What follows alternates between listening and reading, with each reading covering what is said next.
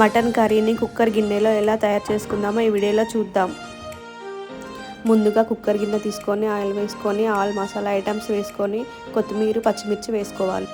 ఒక మిక్సీ గిన్నెలో ఆనియన్స్ తీసుకొని మెత్తగా పట్టుకొని ఆ పేస్ట్ను అందులో వేయాలి. అల్లం వెల్లుల్లి పేస్ట్, పసుపు, ఉప్పు, ధనియాల పౌడర్ కలుపుకోవాలి. తర్వాత కడిగిన మటన్ తీసుకొని మంచిగా కలుపుకోవాలి. 2 స్పూన్ల కారం వేసుకోవాలి. ఒకసారి కలుపుకొని గ్లాస్ వాటర్ యాడ్ చేసుకోవాలి. గరం మసాలా వేసుకొని మంచిగా కలిపి కుక్కర్ మూత పెట్టుకోవాలి. 3 విజిల్స్ వచ్చే వరకు చూసుకోండి.